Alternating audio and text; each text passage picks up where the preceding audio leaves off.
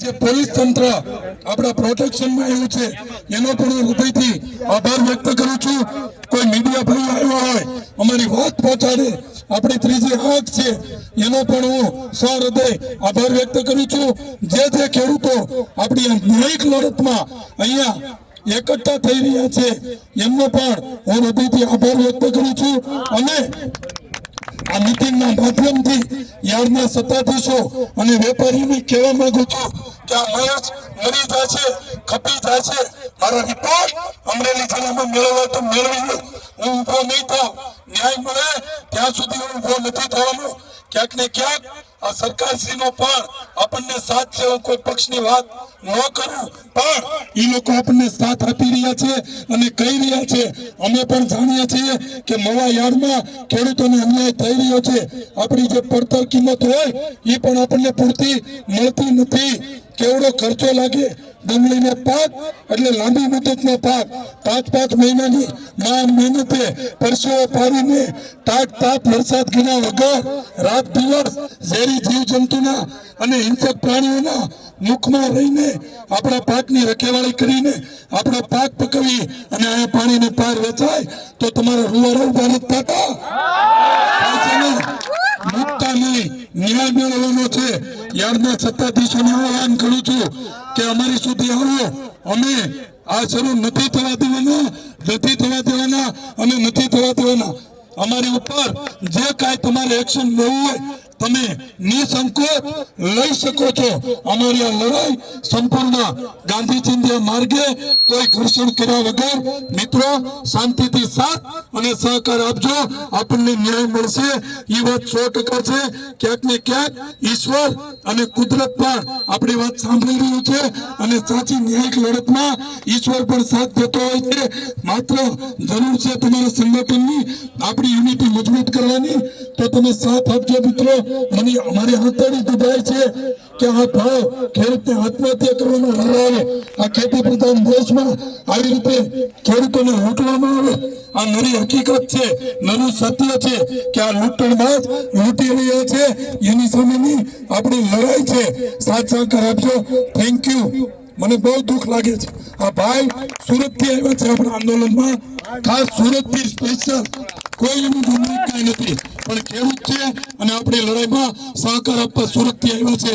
એમને હું પ્રસંગને અનુરૂપ આપણા ખેતી ખેડૂત અને કઈ રીતે ખેડૂત સદ્ધર થાય પ્રસંગે આ ડુંગળીના મુદ્દા ઉપર 2 શબ્દ સુરત થી પધારેલા ભાઈ કહે છે. જય જવાન, જય જવાન, ભારત માતા કી વંદે. ખેડૂત એકતા, ખેડૂત એકતા. किसान से जो टकराएगा, किसान से जो टकराएगा. आभार. મને શાંતિથી સાંભળવા બદલ થેન્ક યુ. આપણે કાળી મજૂરી કરીએ છીએ, તડકો ઠંડી કોઈ ટાઈપની ગણતરી નથી કરતા ને અત્યારે આજના દિવસનો છેલ્લા 8 દિવસથી ખેડૂત પાયમાલ થઈ રહ્યો છે.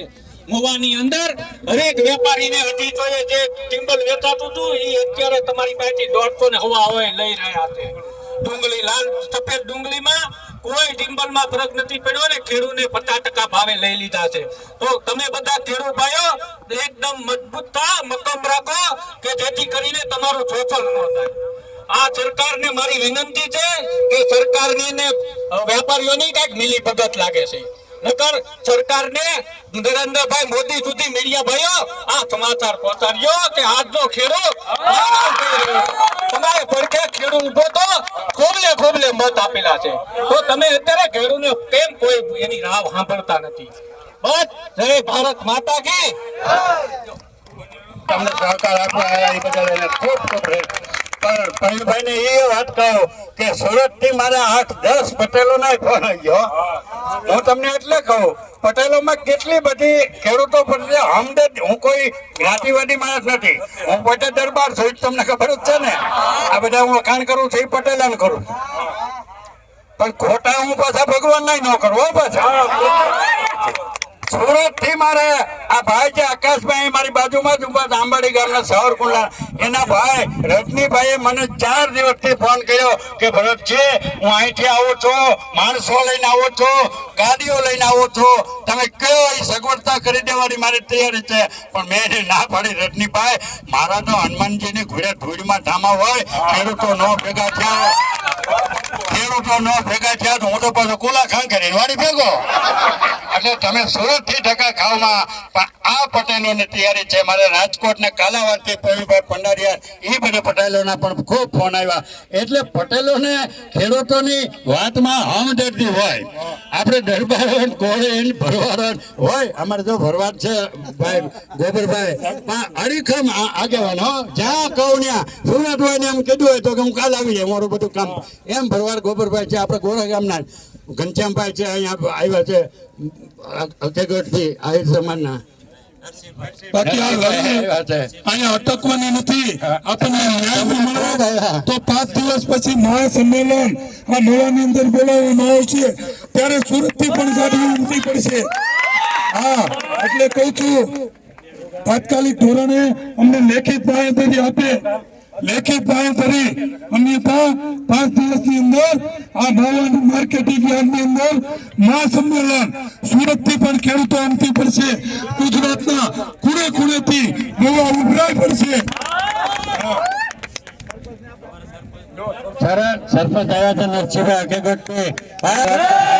ધરતી માતા કી. હવે આપણે આ મીટિંગ બહુ બધું છે, કઈ કહેવાનું હતું ઘણું ખરું કહી દીધું. ખેડૂત ભાઈઓને મારે ખાલી એટલી જ વિનંતી છે, હરાજી શરૂ થાય ન થાય, કરાવે ન કરાવે, આપણે ખાલી એક જ વાત ઉપર મક્કમ રહેવાનું છે કે ભાઈ 200 રૂપિયા આપો અને હરાજી શરૂ કરો. બરોબર? ખાલી 200 રૂપિયા આપો અને હરાજી શરૂ કરો.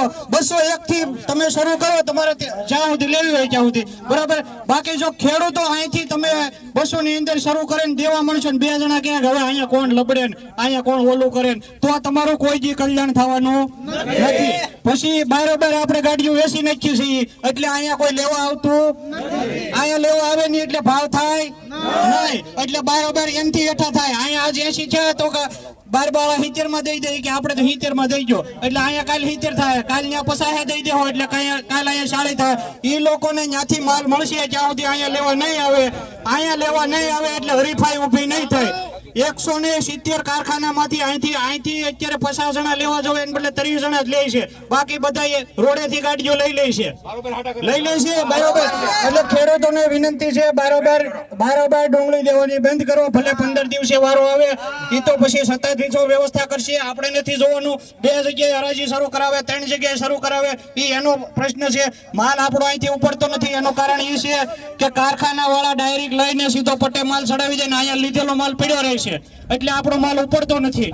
એને લીધે અહીંયા પેન્ડિંગ રહે છે. 2 લાખ થેલાની હરાજી થાવી જોઈએ એને બદલે 1.25 લાખે અટકી જાય, છતાં 2 દિવસે માલ નથી ઉપડતો. એટલે આપણે બહાર માલ વેચવાનો બંધ કરો.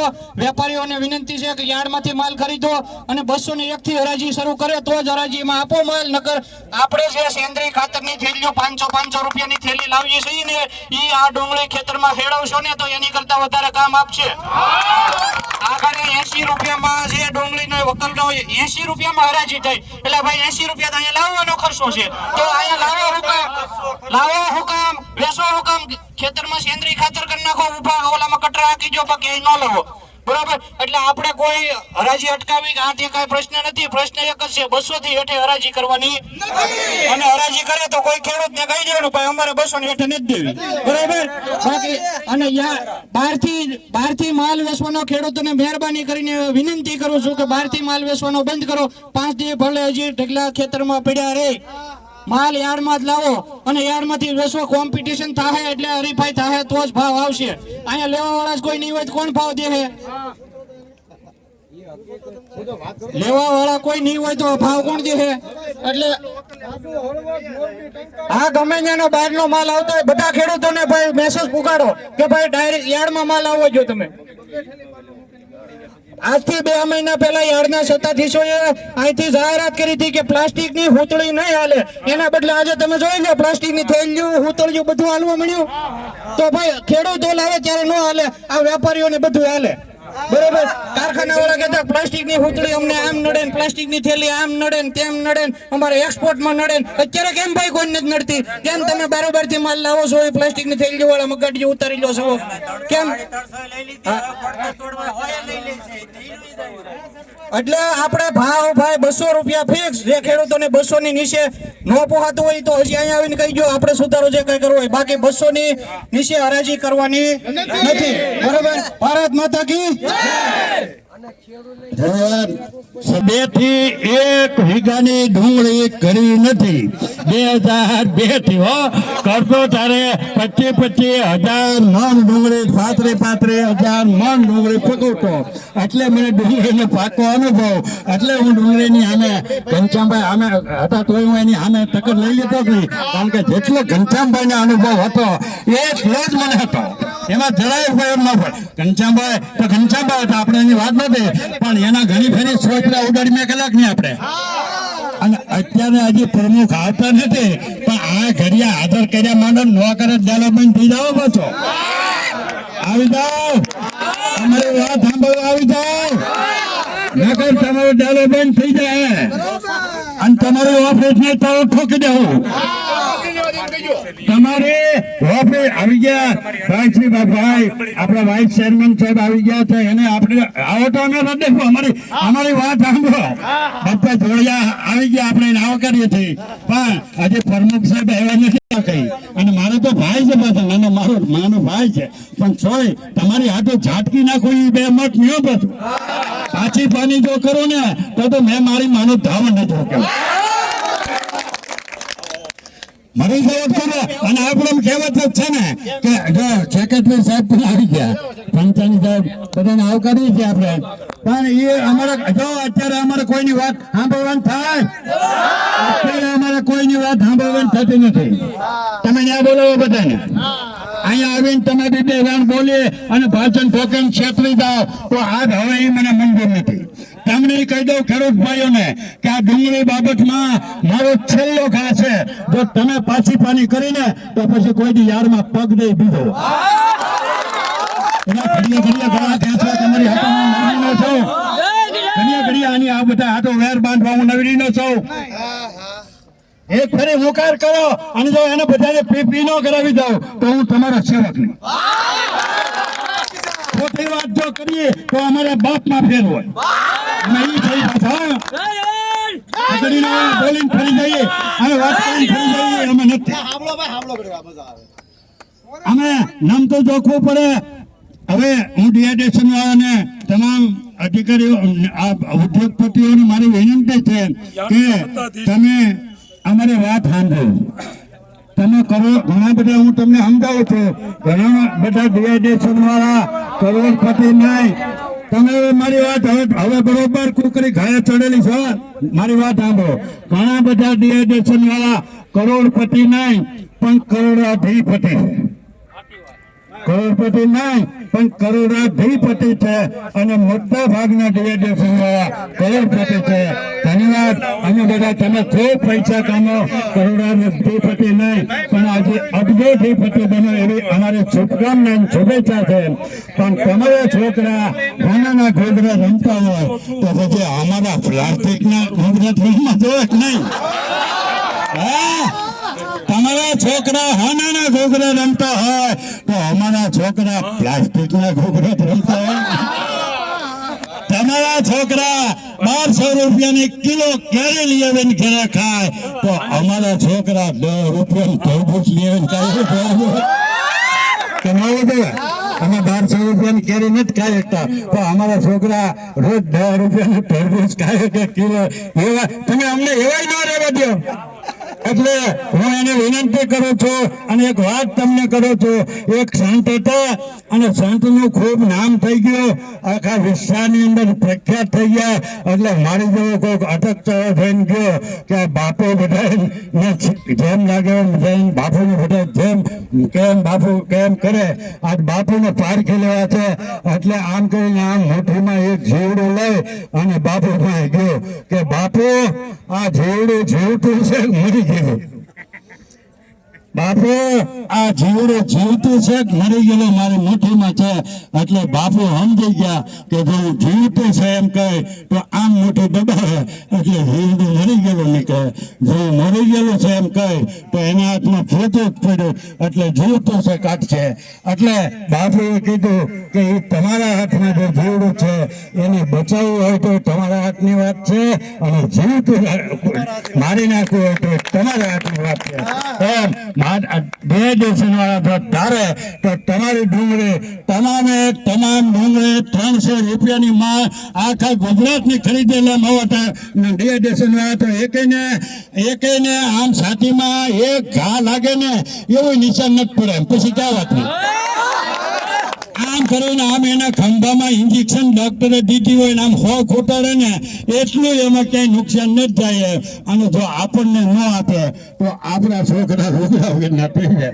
તો આવું તો આ તમારા હાથની આ સરકારની આ રાઘવભાઈ કૃષિ મંત્રીના હાથની વાત નથી, આ મુખ્યમંત્રી ભૂપેન્દ્રભાઈ પટેલના હાથની વાત નથી, આ નરેન્દ્રભાઈની હાથની વાત નથી. એટલે આ અહીંના વાતની વાત છે. માર્કેટિંગ યાર્ડના નેતાઓ એને બોલાવે, એની હારે મને બેહાડે, એની હારે આપણું સમાધાન થાય અને સુખમ સમાધાન થાય, સારી રીતેથી સમાનતા થાય. તમામ વેપારી ખૂબ વેપારી ભાઈઓ હારા છે પણ ક્યારેક અહીંયા આવે ક્રોધ ચડે ને અને પછી જો આવેશમાં ન આવે ને તો એ નકામી ન કહેવાય.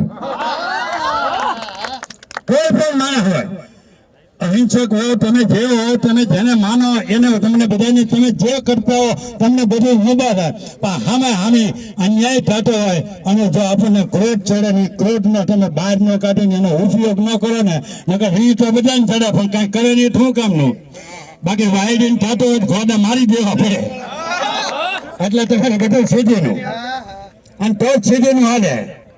આપણે આ એક અંગ મારું છે ને 70 વર્ષ થયા, હું તમને છાતી ઠોકીને કહું, પ્રત્યેકને સાથે કહું, મારા 70 વર્ષ થયા એકેય અંગ મારું સારું નથી. ઠોકા ખાઈને ભાંગેલું છે પણ હજારોના તાંતિયા ભાંગી નાખેલા છે એ નક્કી.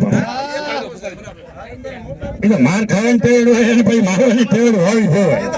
જાણે મને ખાન ઘેરાવી જાય જ ના મેળ પડે. એટલે આપણે ટોકન ટચ વાત છે. માર્કેટિંગ યાર્ડ વાળા બધાને બોલાવો ને. તમારું કીધું માને કેમ નહીં ભાઈ, મામાને લાયસન્સ રદ કરો. ડિહાઇડ્રેશન વાળાનું આવે તો એને કહી દો, વેપારીનું આવે તો એને કહી દો. એના મેં અને બોલાવો ને એની વચ્ચે અમને બોલાવો. તમે મીઠા ફળ ખાય અને થમ્સઅપ પી અને મીઠી વાતો કરી છૂટા પડી જાઓ એમાં અમને વિશ્વાસ નથી, બીજો કાંઈ નથી. અને જો સારું કરતો તો અમને તો ખબર પડી જાય કે આ ભાઈ બરોબર પ્રમુખ સાહેબે નિર્ણય લીધો, અધિકારીઓએ નિર્ણય લીધો, ધારાસભ્ય ન આવવું જોઈએ. અહીંયા અત્યારે આવું જવાબ ન આવવું જોઈએ. કેવું મને ને તમે કેવું મને ધારાસભ્યને અત્યારે આ ગોડાવું પડે કે ન પડે? આ ગોડાવું પડે મારે હું કેવું પડે? 3 વર્ષ પહેલા ઘેરે જઈને મત લેવા મારા ભાઈ માટલું લઈ લઈને પગે લાગતા હતા. તેથી અમને કીધું હતું કે ડુંગળી 100 રૂપિયા આવશે, હું તો વેપાર પે કરે ડિહાઇડ્રેશન પે કરે તો ઘર ફેંકી ના કરી દે. એટલે તમારે બધું કરવું પડે, તમારે ફરજમાં આવે. આવી જાવ મેદાનમાં. તમે મક્કમ છો કે નહીં પહેલી તો વાત કરો. આંબાજો માર્કેટિંગ યાર્ડના વાઇસ ચેરમેન સાહેબ અહીંયા છે, વેપારી એસોસિએશનના હોદ્દેદારો અહીંયા છે, માર્કેટિંગ યાર્ડના પંચાણી સાહેબ સેક્રેટરી અહીંયા છે, પ્રમુખ સાહેબ નથી પણ સંભળાવી દો ને. તમે મક્કમ છો? 100% મક્કમ છો? તમે કોઈના દબાણમાં છો? તમે કોઈ છેતરી જાય એવી વાત છે અહીંયા? તમને 2 પૂરી બટેટાનું શાક ખવડાવવું એવું અને એ બધું વળી ગયું. મેં 5,000 ભેગા એટલે તમે 200 રૂપિયા કીધા એટલે મને કોઈ વાંધો નથી, મગર હું થાઉં સુધી એમ સૌ નહીં. મેં ભાઈ એમ તમે બધા 200 રૂપિયા કીધા, તમે બધા કહો કે મને કેવો માન્ય છે, તમારી વાત મને માન્ય હોય તમે કહો અમારે કરો, પણ 200 રૂપિયા તમે કીધા એટલે હું તમારે માન્ય થયો. 200 તો એટલું થાય પણ એના 3 વકલ કરવા પડશે, 200, 250, 300. A B ને C એમ બરોબર ને અને એ પછી તમે પસંદગી કરો અને ક્યાંક એવું લાગશે તો અમે પણ કહેવા છું કે આ માલ 250 લીધો પણ 300 ને કહો નથી એટલે તમે અમારી વાત સાંભળો નહીતર પછી દરવાજા ઠોકી દેવાનું થવા અત્યારે બંધ કરાવી દેવું ને અત્યારે સાંભળીને જો કામ ખોલે પછી કહેતા ને કે અમને પાછળથી પીઠ પાછળ ઘા કર્યો તમારે જે કઈ કરવું હોય જે કઈ બોલાવવું હોય જે કઈ લશ્કર મંગાવવું હોય એ હાજી મંગાવી લેજો આ બધી ગાડીઓ અહીંથી થાય એ બંધ આવે એ બંધ ગાડીઓ અમારા ભાઈઓ છે મજૂરો અમારા ભાઈઓ છે ખેડૂતો અમારા ભાઈઓ છે વેપારી અમારા ભાઈઓ છે આજ સુધીમાં અમારું સુખદ સમાધાન થાય અને મારે પરસેવો ના પાડવો પડે એવી આપ સૌને મારી વિનંતી પણ તમને હવે એક હું વાત કહી દઉં અશોકભાઈ ઇન્ડિયા